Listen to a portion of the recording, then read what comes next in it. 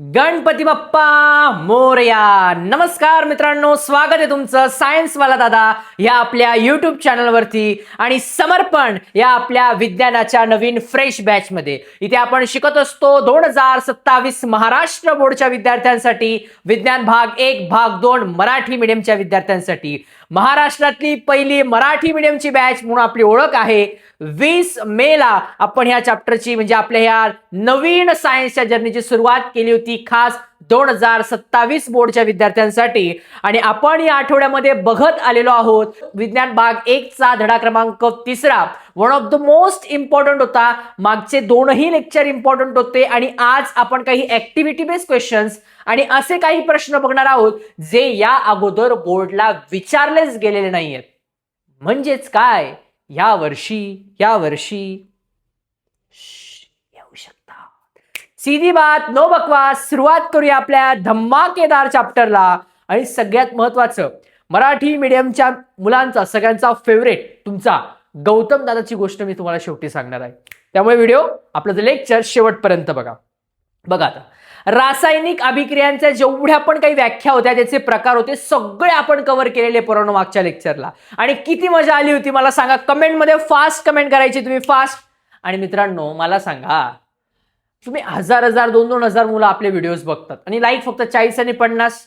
Fastly प्रत्येकाने like करायचे, fast like करायचे. फर्स्टली जेवढे पण मुलं बघताय प्लीज लाईक करा, सबस्क्राईब करा आणि जास्तीत जास्त मुलांपर्यंत शेअर करा रे.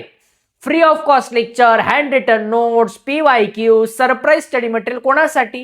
तुमच्यासाठी. मग दादासाठी एक सबस्क्राईब आणि एक लाईक नाही, फास्ट लाईक करा. आपल्याला जास्तीत जास्त मुलांनी या व्हिडिओला लाईक करायला हवं. ओके चलो. रासायनिक अभिक्रियाच्या दरावर परिणाम करणारे घटक म्हणजे काय दादा? रासायनिक अभिक्रिया ज्यावेळेस होते तिचा दर म्हणजे तिचा स्पीड किती आहे, फास्ट. काही रासायनिक अभिक्रिया लवकर होऊन जातात, काहींना वेळ लागतो. जसं की मी तुम्हाला शिकवतोय, काही मुलांना लगेच समजून जातं पहिल्या 2-3 मिनिटात, काहींना परत एकदा रिपीट व्हिडिओ बघावा लागतो, काहींना रिव्हिजन मध्ये समजतं, सो थोडा वेळ लागतो. मग जसं की तुम्हाला समजायला वेळ लागतो तसं रासायनिक अभिक्रिया सुद्धा आहे राजा. काही अभिक्रिया लवकर होतात, काहींना वेळ लागतो. मग हे कशावर डिपेंड आहे, कशावर या परिणाम करणारा घटक आहे की ज्यांच्यामुळे रासायनिक अभिक्रियाचा दर एक तो वाढतो किंवा कमी होतो? तर सगळ्यात पहिले अभिक्रियाकारकांचे स्वरूप. पहिलं कोण आहे? अभिक्रियाकारकांचं स्वरूप. डिस्क्रिप्शनले मी सगळ्या गोष्टी तुम्हाला सांगणार. आधी पहिले प्रकार बघा. अभिकारकांच्या कणांचा आकार लहान आहे की मोठा आहे, अभिकारकांची संहती, अभिक्रियेचे तापमान, उत्प्रेरक. या सगळ्या 5ही गोष्टी one of the most important आहे. पहिलं काय आहे रे?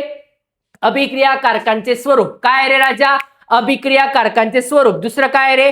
अभिकारकांच्या कणांचा आकार. दुसरं काय रे? अभिकारकांच्या कणांचा आकार. तिसरं अभिकारांची संहती. तिसरं काय रे? अभिकारांची संहती. चौथं अभिक्रियेचे तापमान. चौथं काय रे राजा? अभिक्रियेचे तापमान. आणि last but not the list उत्प्रेरक. कोणाचा प्रेरक? उत्चा प्रेरक. उत्प्रेरक म्हणजे तुमच्या आमच्यासारखं अंगात मुंगळे, मस्ती खूप जास्त, तसे उत्प्रेरक मी तुम्हाला शिकवलं होतं लेक्चर नंबर 1 मध्ये. चलो.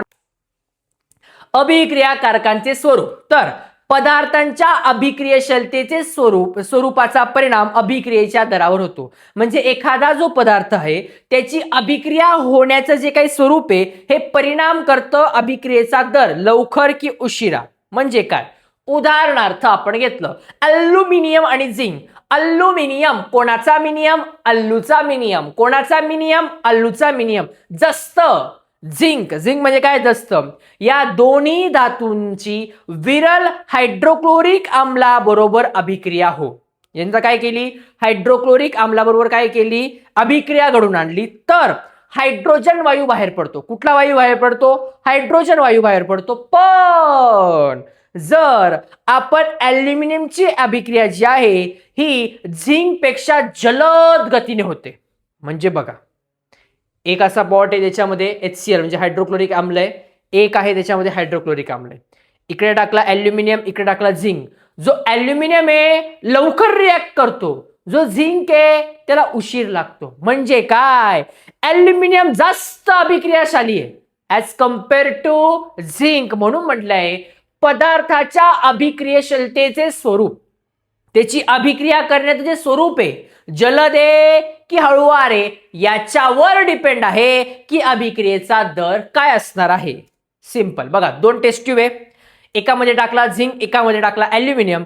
आता ज्याच्यात ॲल्युमिनियम टाकलाय पोरांनो तिथे बघा तुम्ही जास्त बुडबुडे बाहेर पडताय, जास्त रिॲक्टिव्ह आहे.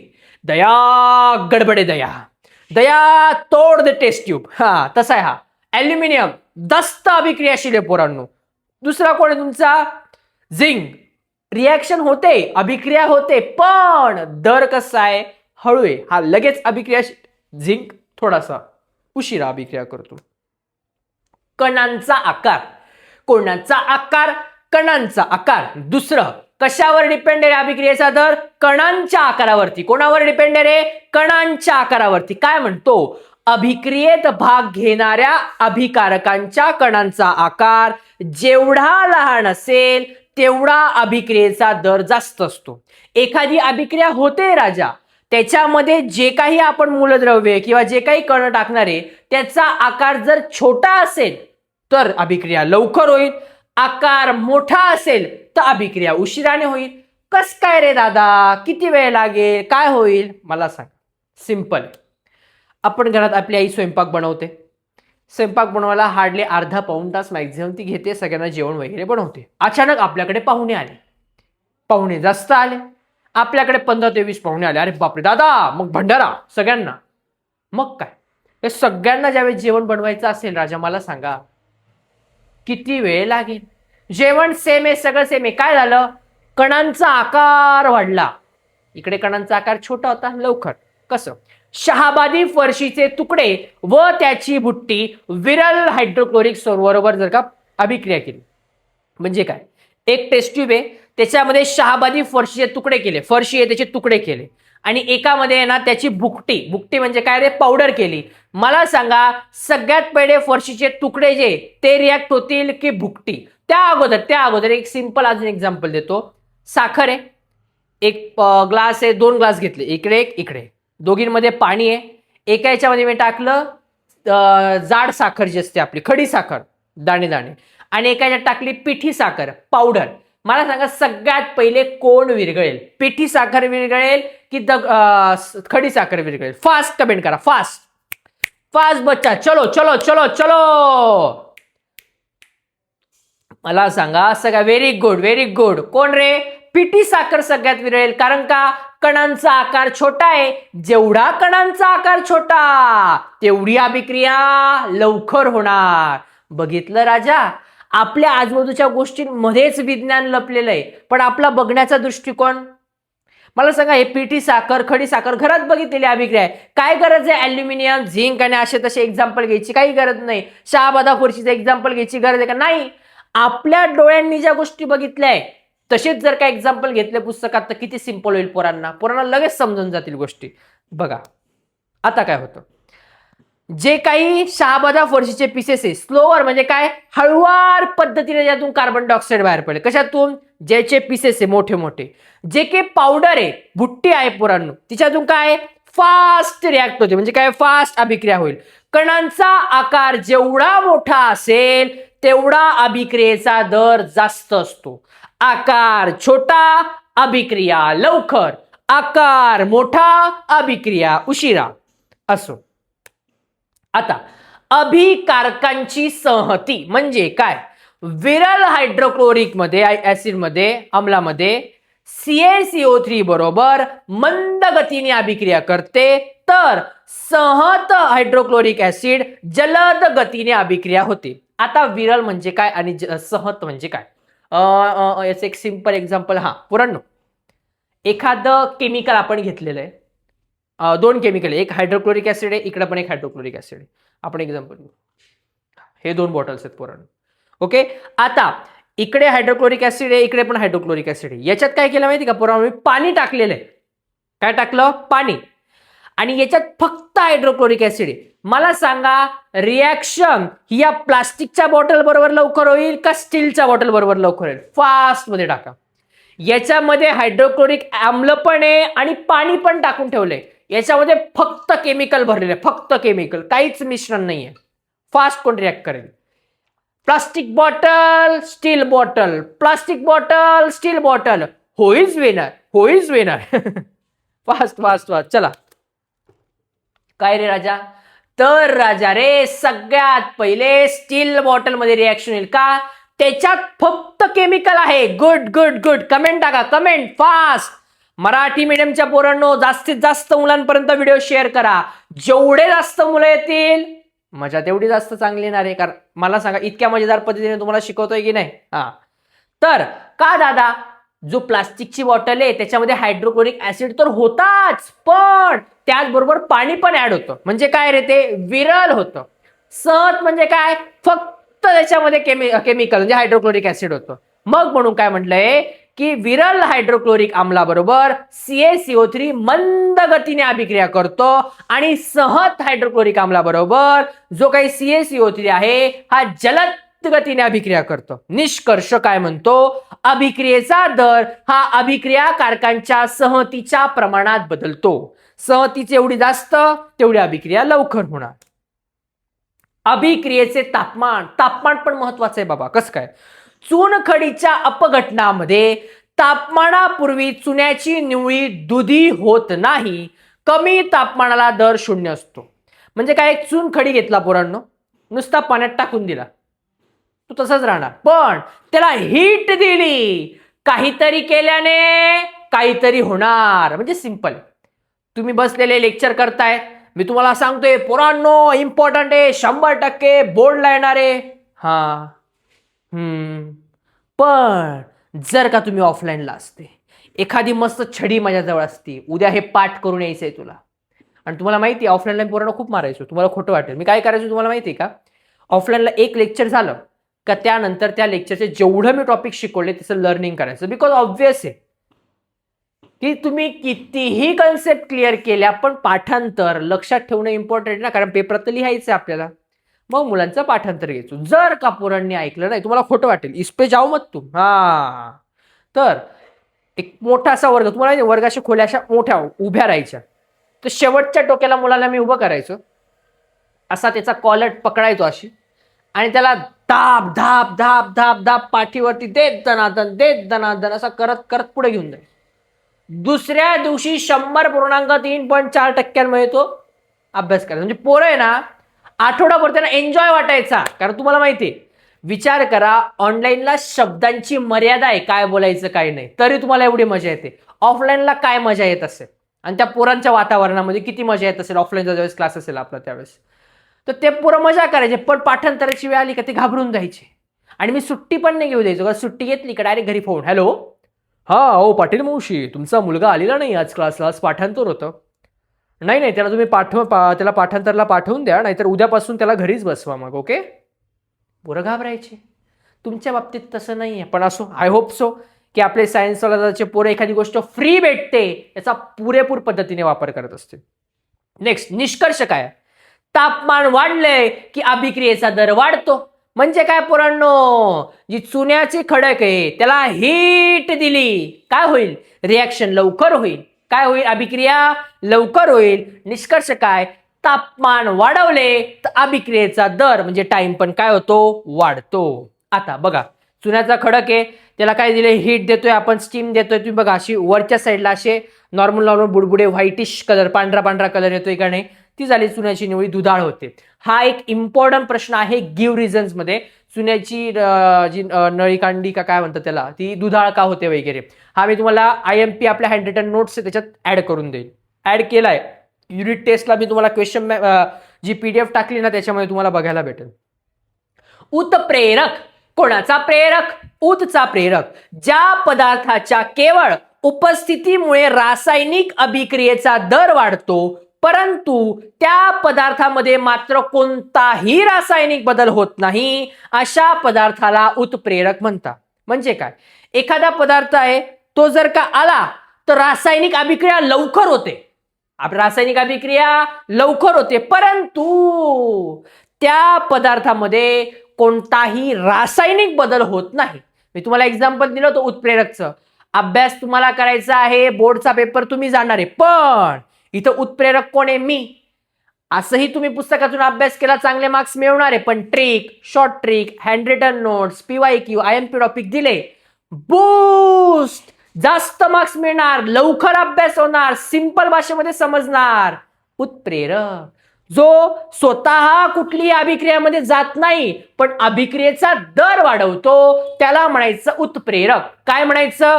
उत्प्रेरक. कोणाचा प्रेरक? उत्चा प्रेरक. कोणाचा प्रेरक? उत्चा प्रेरक. बघा, उत्प्रेरकमुळे पुढं काळं, निळं, पिवळं, हिरवं, निळं सगळं झालेलं आहे याच्यामध्ये. काय? उत्प्रेरक, रिॲक्शन, अभिक्रिया, दर वाढवला. सारांश तक्ता, हे सगळं काही शिकलोय ना दादा, आम्हाला एका ट्रिक छोट्याशा याच्यात सांग की. बघा आता घटक कोणकोणते. अभिकारकांचे स्वरूप, याच्यावरती अभिक्रियेचा दर अवलंबून असतो. काय? जर अभिक्रियाकारकांचे स्वरूप अधिक अभिक्रियाशील असतील तर अभिक्रिया जलद होते. कणांचा आकार लहान असेल अभिक्रिया जलद होते. संहती, जास्त संहती असेल अभिक्रिया जलद होते. तापमान, जास्त तापमान असेल अभिक्रिया जलद होते. उत्प्रेरक, अभिक्रिया जलद करतो, स्वतः अपरिवर्तित राहतो. अभिक्रिया जलद करतो पण स्वतः जातो का अभिक्रियेमध्ये? अजिबात नाही. आता one of the most IMP difference between, जो तुम्हाला विचारला जाऊ शकतो, ऑक्सिडीकरण अभिक्रिया आणि क्षपण.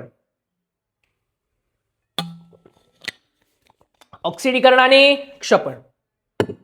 बघा आता, ज्या रासायनिक प्रक्रियेत पदार्थाचा ऑक्सिजनशी संयोग होतो किंवा हायड्रोजन निघून जातो त्या प्रक्रियेला ऑक्सिडीकरण अभिक्रिया म्हणतात. म्हणजे काय?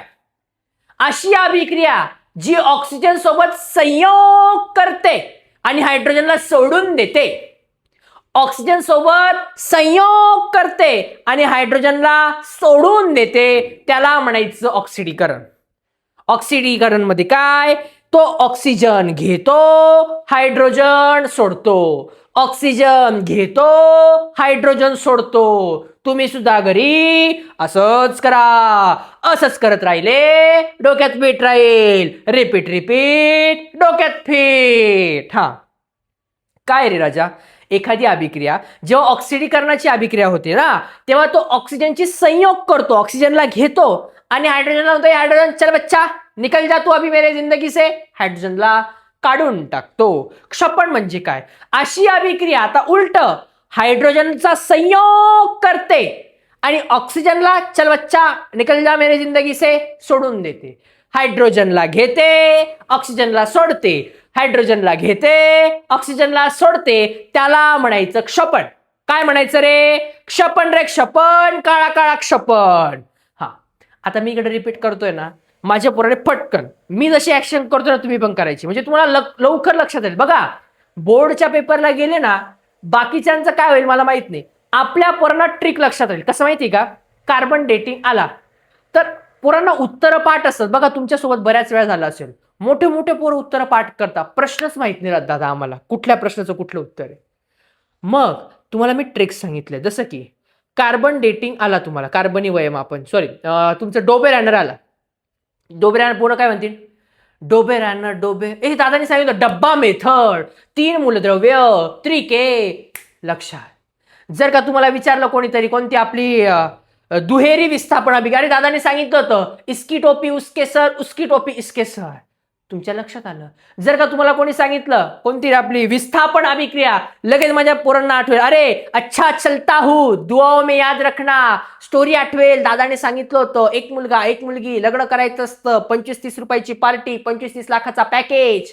मागचा व्हिडिओ बघितला असेल लगेच समजेल. बघा आता इथे ऑक्सिडीकरण म्हणजे काय? माझ्या ऍक्शन करा. ऑक्सिजन घेतो, हायड्रोजन सोडतो. ऑक्सिजन घेतो, हायड्रोजन सोडतो. क्षपण, क्षपण म्हणजे काय? हायड्रोजन घेतो, ऑक्सिजन सोडतो. हायड्रोजन घेतो, ऑक्सिजन सोडतो. नेक्स्ट यामध्ये काय होतं?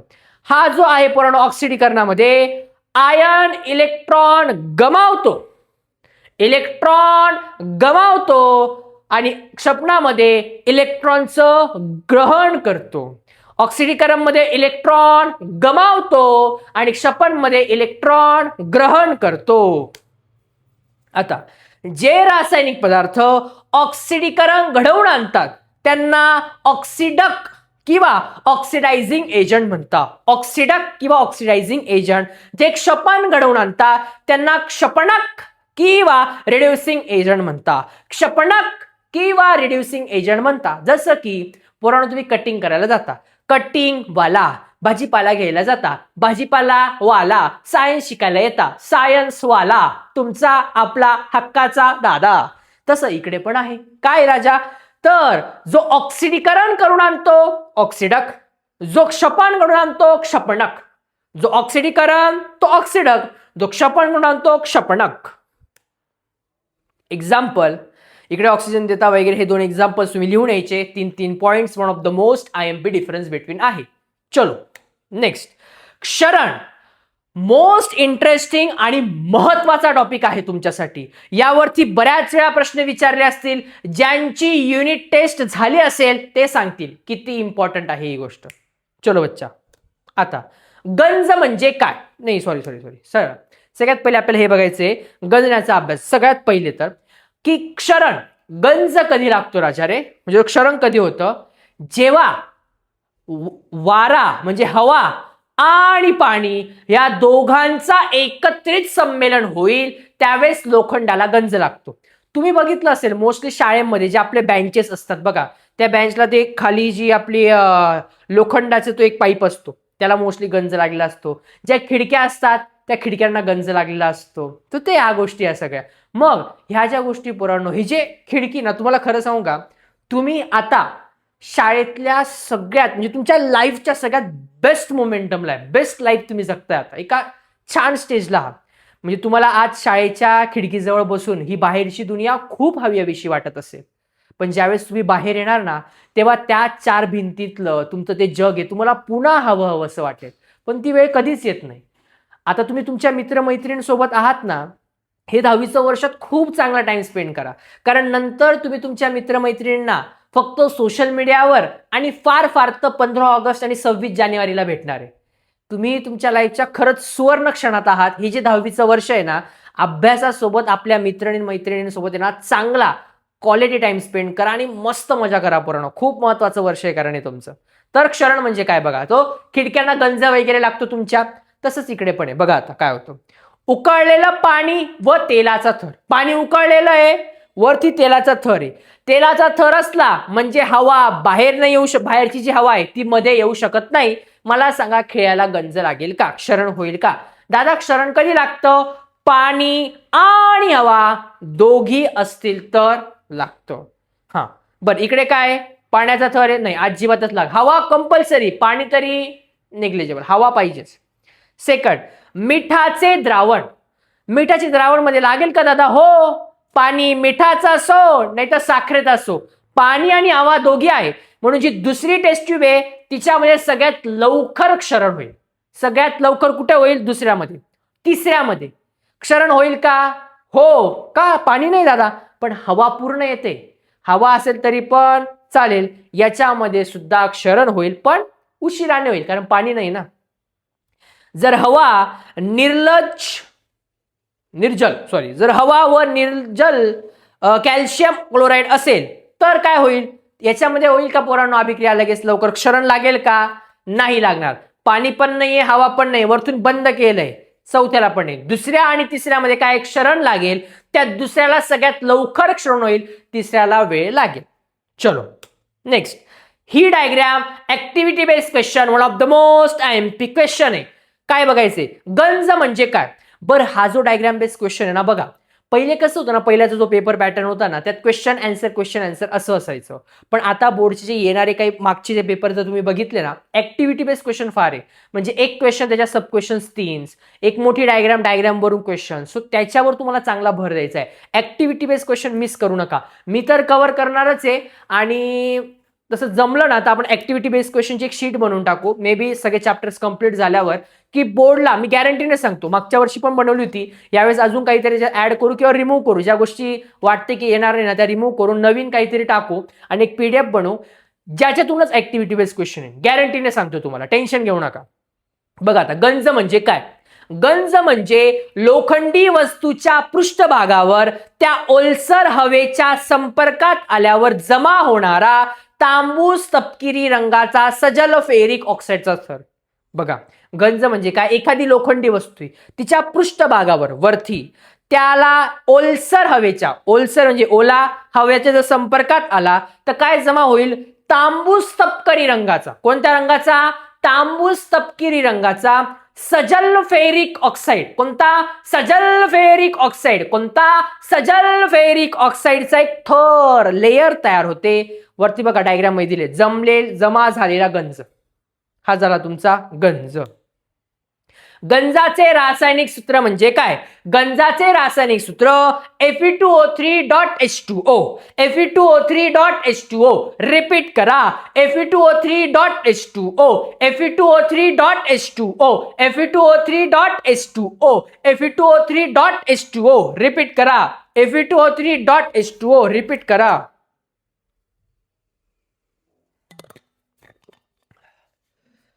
Fe2O3.H2O. आता पोरं म्हणतील दादा एक्स, एक्स म्हणजे नंबर, एक्स म्हणजे काय, नंबर. नंबर किती, एक मॉलिक्यूल, दोन मॉलिक्यूल, तीन, असा एक नंबर, त्यामुळे ते काही गरज नाही. Fe2O3.H2O हे गंजाचं रासायनिक सूत्र आहे. रिकाम्या जागा, जोड्या लावा किंवा ऍक्टिव्हिटी बेस्ड क्वेश्चन साठी one of the most most most important आहे. चांगलं लक्ष द्यायचं तुम्हाला इकडे. लोखंडाच्या धनाग्र भागातील ऑक्सिडीकरणाची अभिक्रिया लिहा. दोन तुम्हाला रिएक्शन दिसतात, एक धनाग्र आणि एक ऋणाग्र. बस या डेफिनेशन डायग्राम वरून तुम्हाला फक्त लिहायचे आहे. या ज्या आपल्या रिएक्शन्स तुम्हाला लिहायच्या आहेत, चांगल्या लक्षात ठेवायचे आहे. सेम ऋणाग्रावरची एक रिएक्शन आहे, ती तुम्हाला फक्त लिहायची आहे. डायग्राम असेल, डायग्राम वरून तुम्हाला रिएक्शन लिहायची आहे. क्षरण म्हणजे काय, धातूच्या सभोवतालचा ओलावा, आम्ल यांसारख्या पदार्थांमुळे धातूवर आघात होतो.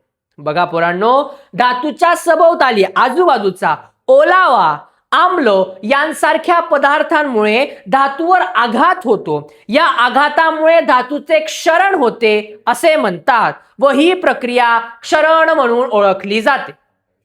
लक्षात ठेवा, इम्पॉर्टंट आहे. क्षरण म्हणजे काय, खवटपणा. कोणाचा पणा, खवटचा पणा. आता खवटपणावरती ना आपला मी हे सांगण्या अगोदर तुम्हाला खवटपणा काय, डेफिनेशन व्याख्या सांगण्या अगोदर तुम्हाला एक गोष्ट सांगतो. इथे आपल्या गौतम दादाची चॅट मध्ये टाका तुम्ही, गौतम दादा फास्टली फास्ट. तुम्हाला माहिती गौतम दादा म्हणजे डेंजर. गौतम दादा म्हणजे आपले बेताज बादशाह एडिटर आणि आपल्या सायन्स दादाला जे आता मॅनेज करताय सगळ्या गोष्टी, ते गौतम दादा. तर आपल्या गौतम दादानी काय केलं माहितीये पोरांनो, की जेव्हा आम्ही 10वीला होतो, आम्ही दोघी एकाच क्लासेसमध्ये असायचो. तर त्यावेळेस कसं असायचं ना पोरांनो, की आता कसं पोरांनो खूप नॉर्मली पाठांतर करा, नॉर्मल गोष्ट होती. तेव्हा तसं नाही. ज्याने पाठांतर केलं ना त्याचा चेंदामेंदा कार्यक्रम करायचे, म्हणजे मारायचे, एकदम तुफान लेवलला मारायचे, म्हणजे अक्षरशः बँकेची फळी फोडणे वगैरे असं. आणि आपले गौतम दादा त्यात तर महारथी होते, रोज मार खायचे, सोमवार ते शुक्रवार रोज मार. बरं, त्याहून थांबायचे नाहीत. आमच्या इथे कसं होतं, जर का एखाद्या मुलाचं 2 ते 3 वेळा त्याने पाठांतर दिलं नाही, त्याच्या घरी फोन जायचा, हॅलो, हां हो गौतमचे वडील बोलतात का, आज पाठांतर दिलेलं नाहीये त्याने, अभ्यास करत नाहीये तो. गौतम दादा अजून घाबरायचा, त्यात मार पण बसायचा. आणि अजून महत्वाची गोष्ट, संडेला पेपर राहायचा. आणि पेपरच्या दिवशी व्हायचं काय पोरांनो माहितीये का, की पेपरला जर का तुम्हाला एक सर्टन क्रायटेरिया 20 मार्कात असेल तर 15च्या आत मार्क्स मिळाले, तर जेवढ्या वेळा म्हणजे जेवढे कमी मार्क्स मिळाले तेवढा पेपर वेळा तुम्हाला रिपीट लिहून आणायचा आणि प्लस मार्क पण खायचा, 10 15 छोटा. खूप डेंजर मार्क. मग गौतम दादांनी करायचं काय, गौतम दादा तेव्हा त्याचे दुसरे मित्र होते 1-2, हे काय करायचे, आमच्या इथंच आहे ना एक पुढे जे क्लासपासून थोडंसं पुढे लकी चायनीज वाला होता. आणि याच्याकडे स्वादिष्ट चायनीज भेटायचं. म्हणजे तो काय करायचा, तेव्हा घरूनच सकाळी चायनीज बनवून आणायचा मस्तपैकी. एक साधारण 3-3:30 वाजता तो सकाळी बनवून आणायचा, 3-3:30ला तिथे यायचा. गरम वगैरे काय नाही, घरून बनलेला प्रॉपर खवटपणाचं छान असं स्वादिष्ट चायनीज, ज्याच्यामध्ये जे काही इन्ग्रेडियंट तो वापरायचा हे ऑलमोस्ट आपण म्हणू शकतो एक्सपायरी डेट वाले सगळे इन्ग्रेडियंट त्याच्यामध्ये राहायचे. आणि मग तुम्हाला वास, आहा, क्लासमध्ये वास यायचा, एवढा मस्त वास असायचा. मग हे काय करायचे, इथे चायनीज खायला जायचे बरोबर शनिवारच्या रात्री. तुम्ही म्हणा दादा मग चायनीज खायला का जायचे, कारण की लकी चायनीज वाल्याची एक खासियत होती, लकी चायनीज वाल्याचा जो चायनीज खायचा त्याच्या पोटात गडबड व्हायची. तो एक टायमाच्या ऐवजी 10 टाइम जायला लागायचा. म्हणजे काय, तब्येतमध्ये बिघड. तब्येतमध्ये बिघड म्हणजे दुसऱ्या दिवशी पेपरला बुट्टी, गौतम दादांची सुट्टी, पेपरला नाही येणार. मग काय, नाही होणार त्यांची, मार पडायची आणि त्यांची गट्टी. अशा पद्धतीने हे स्कॅम करायचे दर शनिवार रविवार lucky Chinese. So lucky Chinese खूप फेमस होता आमच्या वेळेस तिथे त्या एरियामध्ये. आणि असे गौतम दादा, अशाच तुम्हाला त्याच्या स्टोरी आवडत असतील. हे मी इंट्रो देतोय पोरांनो, खूप डेंजर लेवल. तुम्हाला माहिती आहे ना की प्रत्येकाची काही ना काही शाळेतली एक मजा असते. जसं तुमच्या पण शाळेत तुम्ही मजा केली असेल, तर तुम्हाला अशा स्टोरी ऐकायचं मला सांगा मस्तपैकी. आणि कालची गोष्ट तुम्हाला आवडली की नाही, तर पोपट कावळ्याची वगैरे मला सांगा. कमेंट, फास्ट कमेंट करायची आहे, जास्तीत जास्त कमेंट करायची आहे तुम्हाला. आणि हा, लाईक सबस्क्राईब मित्रांना शेअर करा. असो, आता खवटपणा म्हणजे काय तुम्हाला समजलंय. बघा आता इथे खवटपणा एक आपल्या सायंटिफिक लँग्वेजमध्ये काय, तेल, तूप किंवा तळलेले पदार्थ दीर्घकाळ तसेच ठेवले. म्हणजे तेल तुपापासून जे काही आपण बनवतो ते खूप वेळ तसंच ठेवलं, ज्यांना जो दुर्गंध किंवा वाईट चव प्राप्त होते त्याला खवटपणा असे म्हणतात. छान सुंदर असं जेवायला बनवतात, पण खवटपणा म्हणजे असा असतो खवटपणा. किती घाण दिसतोय, पटकन चेंज कर दादा इमेज. ओके, खवटपणा, तेल, तूप किंवा तळलेले पदार्थ दीर्घकाळ तसेच ठेवले असता त्यांना जो दुर्गंध किंवा वाईट चव प्राप्त होते त्याला खवटपणा असे म्हणतात. हवेच्या दीर्घकाळ संपर्कात असल्याने तेल आणि स्निग्ध पदार्थांचे ऑक्सिडीकरण झाल्यामुळे खवटपणा निर्माण होतो. पोरांनो, one of the most important गोष्ट आहे, बाहेरच्या ज्या तेलच्या गोष्टी असतात ना, शक्यतो खात नका जाऊ. मोस्टली ह्या पावसाळ्यात तर अजिबात खाऊ नका, कारण खूप जास्त वातावरण खराब आहे. सो म्हणजे तुमच्याकडे पण ऐका असा लकी चायनीज वाला. परिणाम, दुर्गंध निर्माण होतो, अन्नाची चव बदलते, अन्न खाण्यायोग्य राहत नाही. प्रतिबंध, कसे प्रतिबंध करू शकतो, अन्न पदार्थांमध्ये प्रतिऑक्सिडक मिसळणे. म्हणजे काय, ते रक्षण करतील, चांगल्या पद्धतीने स्टोअर करतील. अन्न हवाबंद डब्यात साठवणे. पोरांनो, one of the most IMP कारणे द्या, गिव्ह रिझन्स मध्ये विचारलं जातं. अन्न हे हवाबंद डब्यामध्ये पॅक ठेवल्याने काय होते किंवा पॅक का ठेवावे, इम्पॉर्टंट आहे. हा प्रश्न तुम्हाला करायचा आहे. आणि अशा प्रकारे आपलं लेक्चर हे समाप्त झालेलं आहे. आय होप सो की तुम्हाला लेक्चर समजलेलं असेल. अशाच मजेदार पद्धतीचे लेक्चर हवे असतील तर सायन्सवाला दादा या आपल्या युट्यूब चॅनलला सबस्क्राईब करा. आणि माझी मराठी मीडियमच्या विद्यार्थ्यांना कळकळीची विनंती असेल, जास्तीत जास्त मित्रांपर्यंत शेअर करा.